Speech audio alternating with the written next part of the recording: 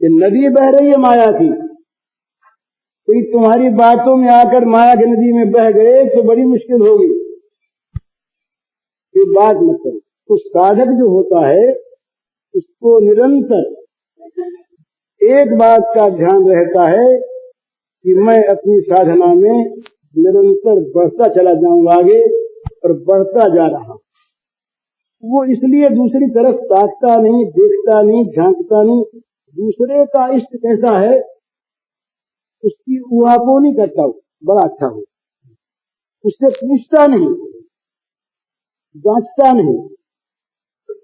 अपने जहां मिल जाते हैं 5, वहां तो उनकी बड़ी सुंदर चर्चा होती है, प्रिय चर्चा। दूसरी बात नहीं, क्योंकि वो तो उनके साधन का अंग है, पर वहां सावधानी रहती है प्रिय चर्चा में कि साधक के लिए बहुत काम की बात कह रहा हूं। अगर चर्चा में साधक आपस में बैठ के चर्चा करें, उसमें अगर कहीं अपने में गर्व आ गया तो मामला खराब, और दूसरों में घृणा आ गई तो मामला खराब, और जगत की चर्चा चल पड़ी तो मामला खराब। तो साधकों को परस्पर चर्चा करनी चाहिए साधन की, ये तो यहां तक तो ठीक। लेकिन यदि अपने में गर्व उत्पन्न करने की चीज वहां आती हो तो हट जाना चाहिए। दूसरों को अपने से छोटा मान घृणा होती हो तो हट जाना चाहिए। और कहीं ग्राम्य चर्चा आरंभ हो गई चर्चा में, तो उसको तो विषवत त्याग दे, हरी चर्चा को छोड़कर ग्राम्य चर्चा, ये बहुत बुरी से बुरी चीज। 3 बार से सावधान है, और ये समझे कि भगवान की मुझ पर बड़ी कृपा है,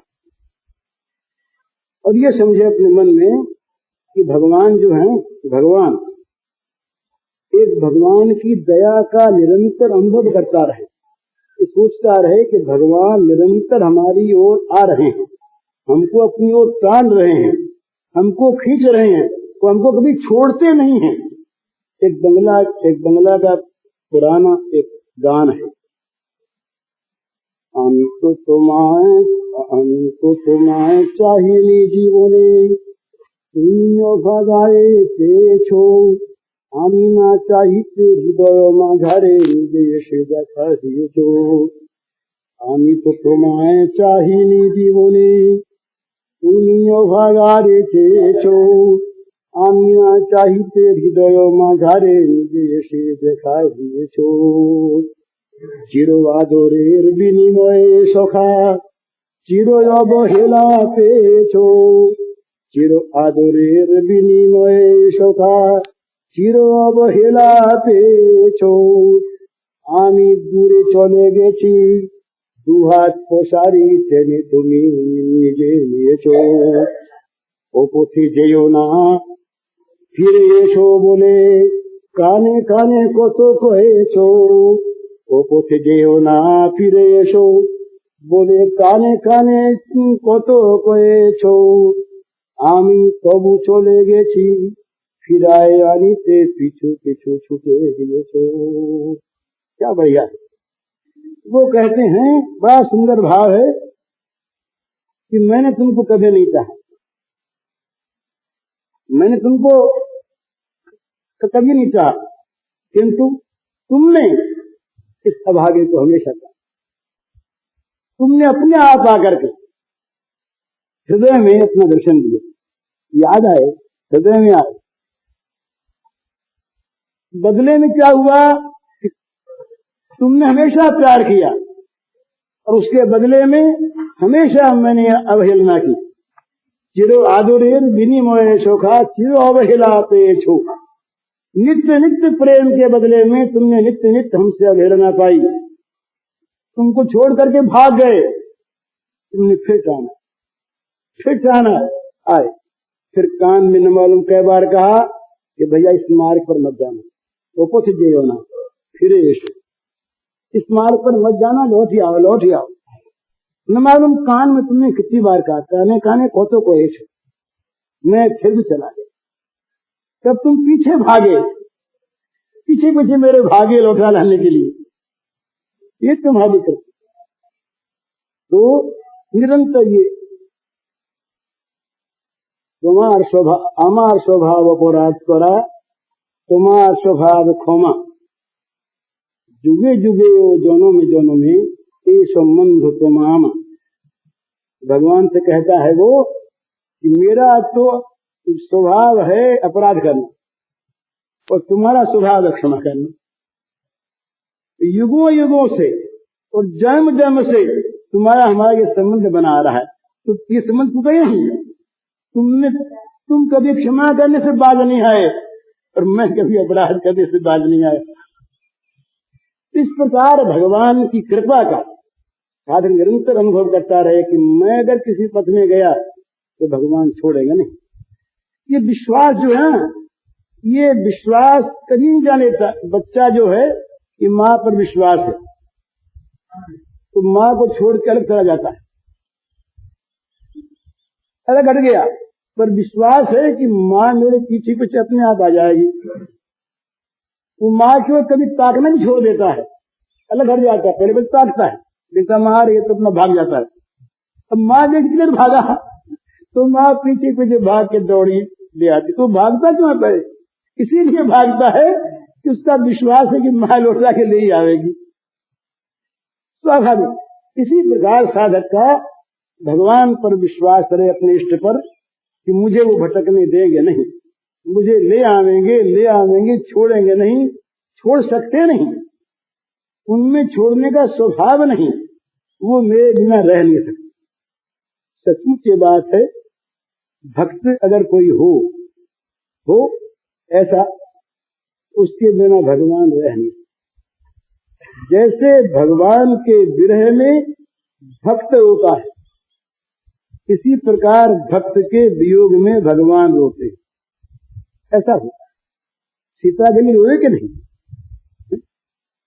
अरे जंगल जंगल में पेड़ पत्तों से, बेलों से, वृक्षों से, अंकुरों से, पशुओं से, पक्षियों से, जलकणों से, रजकणों से पूछते फिरे हमारी सीता कहाँ। तुमने देखी है अंतर्यामी, सर्वांतर्यामी, सर्वव्यापी भगवान सीता को नहीं देख रहे थे कि वो अशोक वाटिका में कहीं बैठी हुई होगी? क्या उनकी आंखें बंद हो गई?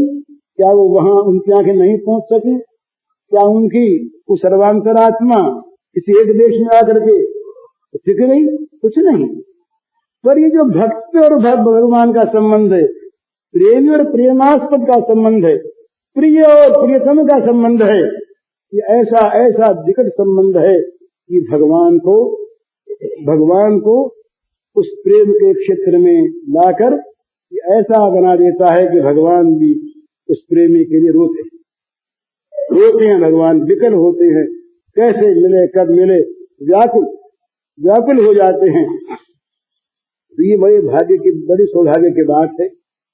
तो ये मैं कह रहा था, ये इष्ट की बात, अपने इष्ट में सर्वोपरि बुद्धि रहे, अपने साधन में सर्वोपरि बुद्धि रहे। सर्वोपरि का अर्थ ये कि दूसरे को भूल जाए, दूसरे से तुलना न करे, कम ज्यादा का वो मेल न बैठावे, भूल जा, दूसरा कोई है ही नहीं। जिस मार्ग पर मैं जा रहा हूं यही मेरा मार्ग, और जिस भगवान को भज रहा हूं यही मेरे भगवान। इसके बाद जब उन भगवान को पालेंगे तब भगवान अपने सारे रूपों, भाई यहाँ तो मैं जज बन के जाता हूँ, और यहाँ मैं पंडित बन के जाता हूँ, और यहाँ मैं संचालक बन के जाता हूँ, यहाँ मैं सेवक बन के जाता हूँ, और मैं असल में ऐसा हूँ। ये पति के सारे रूप उस पत्नी को अपने आप सिद्ध हो जाएंगे, अनुभव सिद्ध हो जाएंगे, जब वो पति को प्राप्त करके उनकी अंतरंगता प्राप्त कर लेगी, उनके बन जाए। तो हमको तो ये चाहिए कि हम अपने इष्ट के, अपने भगवान के बन जाएं। वो भगवान कैसे भी, ये भगवान को लेकर जो झगड़ना है ना, ये साधकों का काम है ही नहीं। ये तो दूसरा कोई है, छोटा है कि बड़ा, ये तो वो करते हैं कि जिनका ब्याह नहीं हुआ, जिन लड़कियों का, कुमारियों का, वो बड़ी बात करे कि वो बड़ा अच्छा, वो बड़ा खराब है। विवाह होने के बाद किसका बड़ा अच्छा, किसका खराब, इससे क्या मतलब है? हमारा बात तो ये है, दूसरा कोई है ही नहीं, हमको कोई मतलब ही नहीं। इसी प्रकार से इष्ट के साथ अपना संबंध कर ले, भगवान के साथ संबंध कर ले साधक अपना, तो अपने भगवान। इसीलिए ये सत्संग में सारी बातें सुननी बड़ी आवश्यक, इनसे बड़ा लाभ होता है। लेकिन जो एक मार्गीय साधक हैं उनको तो सुनने की आवश्यकता नहीं, उनको तो श्रवणन अन्य कथा नहीं, कानन कहते हैं कानन दूसरी बात सुनो, श्रवणन और कथा नहीं सुनी हो, रसना और न गई हूं। कानों से दूसरी बात सुनूंगा नहीं, जीव से दूसरी बात कहूंगा नहीं, उनका पद ज्ञान के जीवन को बल जाइयो इसमें। और एक भक्त कवि कहते कानन दूसरो नाम सुनो नहीं, एक ही रंग रंगो यह डोरो, धोखे हूँ दूसरो नाम करे, रसना मुख डाली हला हर गोरे। प्रीति ठाकुर प्रीति की रीत यही, हम सपने टेक तजय नहीं भोरो, बावड़ी वे यखियां जड़ जाए, जो सांवर छाड़ लिहार की जोड़ो। ये साधन का तत्व है। सारी इंद्रियां अपने इष्ट के साथ संयुक्त हो जानी चाहिए। आंख उसी को देखे, कान उसी की बात सुने, नाक उसी की गंध ले, ये त्वक उसी का स्पर्श करे, रसना उसी के प्रसाद को चखे। इस प्रकार से तमाम इंद्रियों के द्वारा, मन के द्वारा, बुद्धि के द्वारा, अहंकार के द्वारा अपने इष्ट के साथ जो नित्य संयुक्त रहे, नित्य युक्त रहे। भगवान ने ये अपनी भाषा में नित्य युक्त कई जगह कहा गीता में, नित्य युक्ता। तो नित्य युक्त का अर्थ क्या है? समस्त इंद्रियों के द्वारा नित्य निरंतर अपने भगवान के साथ जुड़ा रहे, लगा रहे। तो लगा रहेगा कौन? दूसरी ओर नहीं जाएगा। तो दूसरी ओर जो जाएगा वो लगा कैसे रहा? सर्वदा और सर्वथा, नित्य नहीं रहा। तो फिर घर का काम कैसे करे? ये बड़ी सुंदर, बड़ी अपने यहाँ हिंदू धर्म में तो ये ऐसा उदाहरण के संसार में है नहीं। जैसे पतिव्रता स्त्री घर का काम करती, सब पति का, तो स्वयं पति की, और पति के लिए काम करती है, और काम सब करती है। इसी प्रकार से पतिव्रता पत्नी की भांति अपने स्वामी भगवान का काम निरंतर कर, उनका अपना काम रहेगा नहीं। भगवान ने अनन्य भक्ति का लक्षण बताया, वो सबसे पहली एक बार बताई, मत कर्म कृत। उसके अपना काम रहता ही नहीं, वो जो कुछ भी काम करता है, काम तो करता है, कर्म कृत, काम सब करता है, कर्म का आचरण करता है, पर मेरा काम करता है, अपना काम नहीं करता। अपना काम जहाँ स्वतंत्र अलग है, वहां तो दो भाग हो गए। आजकल होता है, बोले भाई दो लाइफ है, पत्नी की दो तरह की लाइफ है, एक उसकी पर्सनल लाइफ, एक उसकी हाउस लाइफ, दो अलग चीज है। पति के साथ रह करके जो उसका जीवन हो वो घर का जीवन, अपने सुख के लिए जो अपना जीवन हो वो व्यक्तिगत जीवन। ये हिंदू आचार नहीं है। अपने यहाँ तो दो जीवन है ही नहीं। अपने यहाँ तो पत्नी जो है वो अपने नाम को, रूप को पति के समर्पण करके तदगत प्राणा, तदगत मना हो गई। इसी प्रकार से जो भगवान का उपासक है, जो भगवान का भक्त है, उसके पास अपना कोई काम नहीं रहा। भगवान का वो हो गया, भगवान का काम उसका काम। वो जो कुछ भी काम करता दिन भर, रात भर सोचता भी जो है।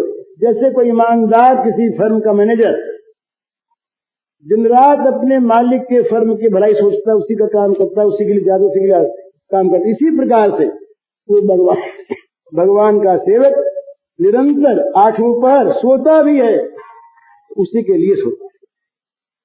भगवान ने ये संकेत किया कि भाई तुम हमारे लिए करो सब, पहले से करो। तो पहले से अगर न कर सकते हो तो भाई करके सौंप हम ले लेंगे। यद करोषि यद अश्नासि यद जुहोषि ददासि यद तपस्यसि कौन्तेय तत्कुरुष्व मदर्पणम्। केवल यज्ञ दान तब की बात कहते तो जरा बहम रह जाता, भाई ये धार्मिक कृत्य शास्त्री प्रकार जो कुछ खाते हो ये बड़ी मजे की बात, खाएं हम और प्रसन्न हो हमारे भगवान, अर्पण करें उनके, पेट भरे हमारा और समझे कि उनका पेट भर गया। बिल्कुल यही बात है। जहां प्रेम होता है ना, ये माँ और बच्चों को देखिए, खाने की थोड़ी सी चीज हो तो माँ भूखे रह जाती है, बच्चे को खिलाती है तो समझती मेरा ही पेट भर गया। उससे अपना पेट भरने की अपेक्षा अधिक संतोष होता है, तुष्टि होती है मन में अपने बच्चे का पेट भर करके। वो बड़ा बोले देखो इसका भर गया ना, मैं तो खा चुकी, मुझे बड़ा आनंद आया। तो जहां ये बड़ी सुंदर बात है, दो भाव है इसमें, दो भाव। एक तो एक में थोड़ा सा स्वार्थ है और एक बिल्कुल प्रेम है।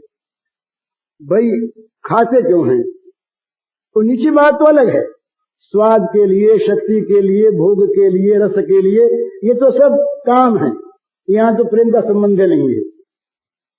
एक बात ऊंचे से ऊंची बात ये बताते हैं कि भाई इसलिए खाते हैं कि शरीर के द्वारा मोक्ष प्राप्त करना, भगवान को पाना है, और भगवान को पाने के लिए भजन चाहिए, और भजन के लिए शरीर चाहिए, और शरीर के लिए खाना चाहिए। इसलिए जो खाना, जो भोजन भजन को बढ़ाने वाला हो, इस प्रकार का श्रेष्ठ सात्विक भोजन भजन के लिए करें। ये एक तो बात है, ये ऊंचे से ऊंची बात है। इससे ऊंची एक बात और है, वो ये कि हमारे खाने को देख करके हमारे प्रियतम राजी होते, और कोई बात नहीं, हमारा खाना हमको भोजन करते देख करके हमारे प्रियतम प्रसन्न हो। अर्पण वर्पण की बात नहीं, भजन होगा सो बात नहीं, बस क्यों खाते हो भाई कि देखो ना राजी हो रहे हैं हमें देख देख कर, हमें खाते देख कर प्रसन्न होने इसलिए खाते। बोले नहीं तो नहीं, बोले वो प्रसन्न यदि तुम्हारे न खाने में हो तो फिर नहीं खाएंगे। और अच्छा, हमको उनकी प्रसन्नता से मतलब है, खाने से तो खाना छोड़ने से नहीं। बोले तुम कपड़े क्यों पहनते हो, बड़ा श्रृंगार करते हो? बोले इसलिए करते हैं कि वो देख देख कर राजी होते हैं। बोले नाराजी हो, वो चाहते हैं कि बहुत रमा ले तो पहले रमा लेंगे, हमको कपड़े थोड़ी मतलब है। बोले तुम यज्ञ क्यों करते हो? इसलिए करते हैं, वो राजी होते हैं। बोले वो कहें कि यज्ञ न करो, तो बोले कहाँ करना है? गोवर्धन को पूज लिया, सारे यज्ञों को छोड़ दिया, हुआ कर इंद्र नारायण, कोई मतलब नहीं। ब्रज की बात है, नित्य गोवर्धन की पूजा, इंद्र की पूजा होती, इंद्र का याग होता। कृष्ण ने कह दिया, बोले बाबा आपने तो ये भी नहीं करना, नंद बाबा से कहा ये नहीं कर। अब छोटे से बच्चे की बात, इतना कुल परंपरा से होने वाला यज्ञ एक दिन का काम नहीं था। नंद बाबा के कुल परंपरा से इंद्र याग होता था। छोटा सा बच्चा, उसने कहा बाबा आपने तो गोवर्धन की पूजा करनी, यज्ञ नहीं करना। ये बाबा ये लाला यही करें? हाँ बाबा यही कर। समझाया लोगों ने, जो कनकांडी थे उन्होंने कहा कि बाबा बूढ़े हो गए, बच्चे की बात मान रहे हो, इंद्र नाराज हो जाएंगे तो उनके ध्यान में नहीं आई ये बात, सुना ही नहीं। मेरे लाला राजी है ना, लाला राजी है, इंद्र याग न हो और ये गोवर्धन की पूजा ये करेंगे, यही करेंगे। तो इसका नाम ये कि भाई भगवान के राजी के लिए यज्ञ करना, और उनकी राजी के लिए यज्ञ का परित्याग भी कर देना, उनकी राजी के लिए पहन निजांगमपि आगोप्यो ममेज समुपासते ताभ्याम बिना नमे पार्थ निगूढ़ प्रेम भाजनम। आज पूर्ण का श्लोक है। भाई गोपियां कपड़े क्यों पहनती हैं, ये बेनी क्यों बांधती हैं, काजल क्यों डालती हैं, श्रृंगार क्यों करती हैं? इसलिए उनको शौक नहीं है, उनको विलासिता से घृणा है, उनको कोई चीज नहीं चाहिए। इसलिए श्री कृष्ण उनको देख कर सुखी होते। वो एक बड़ा सुंदर पद है, एक अब मुझे अभी याद नहीं, एक सखी रही, एक छोटे से कृष्ण, 3 वर्ष के 4 वर्ष के अपना खेल रहे, इनको देखने का मन करे। अब यशोदा के मन में ये आ गया, ये सोचा कि भाई यशोदा को और डर नहीं था, एक डर था कि बहुत सखियां आती हैं, बहुत गोपियां आती हैं, कहीं नजर लगा देगी लाला की बात से है ना, और कोई डर नहीं। उनके मन में माँ है और कोई भाव तो है नहीं, कहीं बहुत बहुत आती हैं और घूर घूर के देखती हैं आंख से, कोई यूं देखे, कोई आंख देखे, कोई हाथ देखे, कोई नाक देखे, कोई अंग देखे, कुछ देखे, बोलिए घूर घूर के देखती हैं सब। तो माता को उनके आने में तो 2 भाव होता माता का। ये भाव सुनिए, बड़ा सुंदर भाव। जब वो गोपांगनाएं आती और आ करके इस छोटे से नन्हे से श्री कृष्ण को देखती तो हंसते, तब तो माँ कहती आया करो। लाला राजी होता है ना, लाला राजी होता है, लाला को राजी देखती तो बड़ी खुशी होती है, आया करो, आप बैठो बहन, बैठो बैठो, तो देखती कि लाला राजी होते। फिर शंका मन में आती, अरे ये कहीं देख देख के नजर लगा दी तो लाला हो गया, तो तब कहती कि बहुत देर हो गई ना, बहुत देर हो गई, अब तुम जाओगे, अब लाला को क्लियर कराना। इस तरह से मैया के भावांतर होते। एक दिन की बात है, छोटे से श्याम सुंदर को देखने के लिए एक के मन में बड़ी भारी वो आकर्षण हो गया, कहीं कैसे देखें। तो शाम का समय था, पड़ोस नहीं थी, तो दिया लेकर के आई। बोले तुम्हारे यहाँ दिया जल रहा है, उससे लो से लो लगा करके दिया जलाने। तो बुझा हुआ दिया लेकर के जलाया दिया, जलाने में जलाते हो इधर और देखते हो इधर, जला के बाहर निकली तो जगन्नाथ रानी तो नहीं देख बुझ गया दीवा। तो फिर चली, अरे फिर क्यों आ गई, तो हवा लगी, दिया बुझ गया, क्या करें। तो 2 बार 4 बार 5 बार 10 बार ऐसा हुआ, तो मैया तो नहीं बोली। मैया को अभी तक वही भाव था कि जो बार बार आती है इसको देख कर लाला हंसता है बार बार, तो लाला खुशी हो रहा है तो कोई बात नहीं, आवे।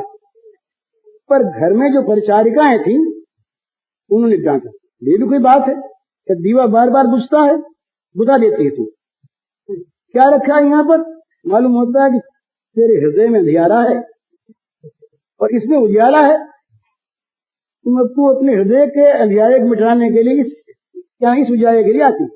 मैं समझ गई। इस पर एक पद है सूरदास, बड़ा सुंदर पद, मुझे याद नहीं है, क्यों नहीं तू घड़ी घड़ी यहाँ आवे, ये उसका पहला, क्यों नहीं तू घड़ी घड़ी यहाँ आवे, लिखा मेरे पास।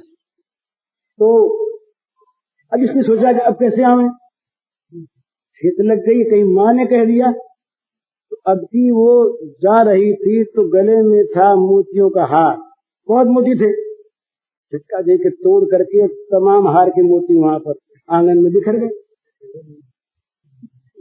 और दिए में तो 1 मिनट का काम था, आधी मिनट का काम, अब मोती बीनना है ना इसको, अब तो घंटों का काम हो गया, बैठी बैठी मोती बीने और बोली लाला हंसे, अरे बोले इसका हाथ टूट गया, लाला हंसे, ये मोती भी दो। तो परिचार वो जो सखी रही परिचारिका, उसने फिर टोका, तो देख तुझे बहुत देर हो गई। उसने कहा कि मैं क्या करूं, हाथ टूट गया, तो बीन नहीं। तब यशोदा जी बोली कि बहन बर जय मत, कि लाला को देख के इसका मन सुखी। अरे बोले लाला कुछ हो गया तो, बोले मैं कह नहीं, देखने लाला की तरफ हंस रहा है लाला, तो लाला को बड़ी खुशी हो रही इसको देखने से, तो बर जय मत, ये बात है। तो मतलब कहने का ये कि दूसरी ओर चित्त की वृत्ति जब जाती है ना, तब साधन में दृढ़ हो जाता है। तो साधक का जो काम है, 8वां पर निरंतर योग दर्शन में आया है, सतु दीर्घ का निरंतर्य सत्कारा से तो दृढ़ भूमि है। साधन की दृढ़ भूमि होती है कब, निरंतर दीर्घ काल तक और सत्कार पूर्वक जो साधन सेवित होता है तब साधन की भूमि होती है। आज किया और कल छोड़ दिया, बोले 10 दिन तो हो गए करते, अब तो मन नहीं लग रहा है, दूसरा देखेंगे। भाई इतने दिन तो हमारे पास वैसे कई आते हैं, बोले हमने तो विष्णु भगवान का उन्होंने करिए आए थे, तो उन्होंने भगवत वासुदेव का जाप किया बहुत दिन तक, कुछ हुआ नहीं। और हमारा मन करता है हरे राम का मंत्र जाप करें, हमने कहा इसमें नहीं होगा तब क्या करेंगे? तो ये जो होती है ना बात, इसमें क्या होता है कि इष्ट में और साधन में अपना प्रेम ही नहीं है। तो साधन ये करे कि जिसमें लगे, नित्य लगे और निरंतर लगे और दीर्घ काल तक लगे। दीर्घ काल का अर्थ क्या? कि जब तक सिद्ध न हो तब तक लगा ही रहे, छोड़े नहीं, जल्दी होगा। उसकी प्रतिज्ञा यह रहे कि जब तक सिद्ध नहीं हो जाएगा, क्या भगवान मिल नहीं जाएंगे, तब तक इस मंत्र को छोड़ना ही नहीं। क्या ध्रुव ने छोड़ा? और जहां इष्ट हो गया दृढ़, ध्रुव के पास मारा छोटा बच्चा 5 वर्ष का, एक दिन देखा उसने कि मार हो रही, ये कथा विष्णु पुराण की। अरे बच्चा मैं दुखी हूं, अरे बेटा देख तू मेरी तरफ देख। कि 2 चीज आती है, एक आता है प्रलोभन, एक आता है भय, ये माया आती है। तो उसने ध्रुव ने कोई ध्यान नहीं। तो 5 वर्ष का ध्रुव साधना में लगा, ये सोच करके कि जब तक साधना की सिद्धि नहीं होगी, भगवान नहीं मिलेंगे, तब तक उठना नहीं है। बुद्ध ने कहा या सत्य सुषतम शरीरम, जहां तक ये साधना पूरी नहीं होगी वहां तक यहां से उठना नहीं है। सतु दीर्घ काल निरंतर्य सत्कारा सेवित। तीसरी बात ये आती है कि अश्रद्धा पूर्वक किया। रात का भी इस पर सेठ जी बहुत कहा करते हैं कि साधन में सुधार करो, संध्या का तो समय तो लगता ही है। सत्कार पूर्वक करो, श्रद्धा पूर्वक करो, सम्मान पूर्वक करो, उस इष्ट देव का नाम इष्ट से बढ़कर है, उसकी पूरी इज्जत करो। ये नहीं कि फेंक दिया ऐसे वैसे फेंक दिया। जब इज्जत हो गई और जब भगवान को भगवान मान लिया, पूजा हो जाएगी। एक रहे गोपाल जी की पूजा करता था एक साधक। पूजा करे रोज पूजा करे तो कुछ हुआ ही नहीं। बोला भी गोपाल जी को तब अलग करो। इसने कहा कि आजकल करो चंडी विनायक हो, कलयुग में देवी को भजो। भाई ये गोपाल जी काम नहीं करेंगे। तो देवी की मूर्ति ले आया, गोपाल जी को ऊपर आले में रख दिया, देवी की मूर्ति की सेवा करने लगा। आरती करे, धूप जब दिया तब उसके वहम हो गया कि धूप का धुआं तो ऊपर जाता है और ये गोपाल जी के नाक में जाता है। तो पूजा गोपाल जी की हो गई, तो ठीक नहीं हुआ। तो रुई लेके गोपाल जी के नाकों में ठूस दिया। क्या रुई ठूसी की गोपाल जी राजी हो गए? अरे बोले मैं पसंद हो गया, तू बर मांग ले। बोले नई पूजा की पद्धति मिली। आरती की नहीं चढ़ाया, माला चढ़ाई, खाने पीने को दिया, तब तो आप गुमसुम बोले नहीं, पर नाक में रुई ठूसी की बोले। तो बोले भैया तुमने अब तक हमको पत्थर माना था, पत्थर को तो गंध आती नहीं। तुमने पत्थर की पूजा की थी, गोपाल जी की नहीं। आज तुमने चेतन गोपाल जी को समझ लिया कि साक्षात ये गोपाल जी है। नहीं, पत्थर को तो धुआं लगता नहीं, गंध आती नहीं। तुमने समझा कि गोपाल जी के गंध न चली जाए, तुमने आज गोपाल जी माना, आज हम राजी हो गए। तो अपने भगवान के प्रति, अपने इष्ट के प्रति सत्कार होना चाहिए, श्रद्धा बुद्धि होनी चाहिए कि ये भगवान ही है। हमारे यहाँ लोग मानते नहीं हैं। सेवा के 32 अपराध बताए हैं शास्त्र में। मैंने भगवान के मूर्ति की पूजा करे, मैंने 32 चीजों से बचे। जोर से बोलना, खांसना, हंसना, लंबे पैर पसार के बैठना, बकवास करना, अधोवायु का छोड़ना, दूसरे को प्रणाम करना इत्यादि 32 प्रकार के अपराध हैं। क्यों अपराध हैं? कि मूर्ति नहीं है, हम जिसकी पूजा करते हैं मूर्ति नहीं है, वो तो साक्षात भगवान है, वही भगवान। कल मैंने बताया था अर्चावतार, मीरा के सामने अर्चावतार हुआ। तो ये इसी प्रकार साधन में जो साधन हम करें, निर्गुण का करें, सगुण का करें, साकार का करें, कोई आपत्ति नहीं, पर जो करें उसमें हमारी श्रद्धा बुद्धि हो कि ये हमें सबसे बढ़कर आदर की वस्तु है। कि क्यों? ये भगवान को मिलाने वाला है। लोभी आदमी के लिए वो व्यापार बड़ा प्रिय होता है जो उसको धन देता है, स्वाभाविक बात। इसी प्रकार भगवान को प्राप्त करना चाहने वाले के लिए वो साधन बड़ा प्रिय होता है जो मिलाता भगवान। गरुड़ ने पूछा काकभूषण जी से कि और आप इतने बड़े ज्ञानी, इतना आपका अगाध ज्ञान, और आप इस कौवे के शरीर को क्यों पाले हुए रखे हैं?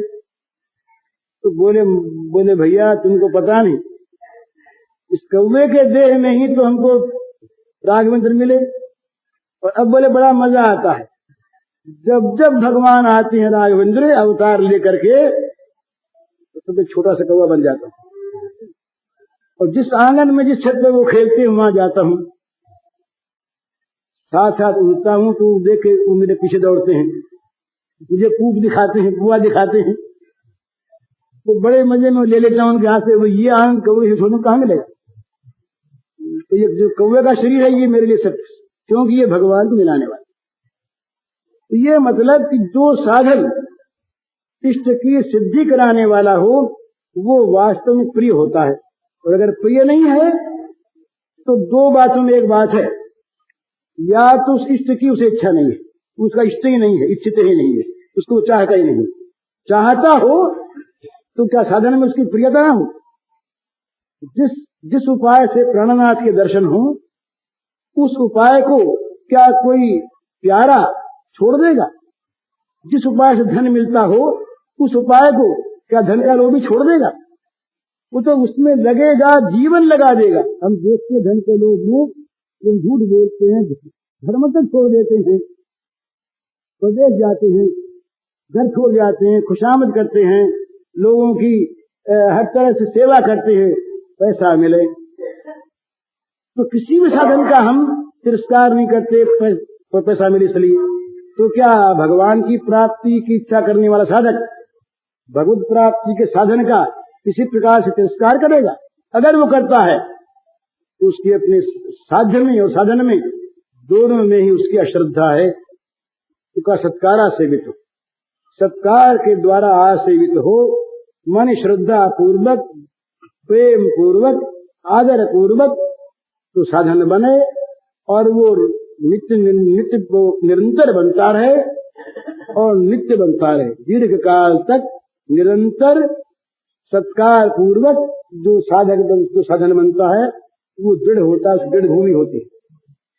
तो अपने इष्ट में सर्वोपरि भाव, इष्ट की प्राप्ति साधना में सर्वोपरि भाव, और ये विश्वास कि निरंतर बढ़ा चला जा रहा हूं, बढ़ा रुकता नहीं। जो भगवान की ओर चल पड़ा और जिसके मन में त्वरा है वो रुकेगा कैसे? वो तो चल पड़ा, वो तो दौड़ता है, उसको दिखाई देता है कि मैं चल पड़ा, दौड़ रहा हूं, पहुंचूंगा, अभी पहुंचूंगा, पहुंच जाऊंगा, मेरे बल में तो क्या है, मेरे नाश का बल मिलेगा, मैं आगे बढ़ूंगा। क्या बजे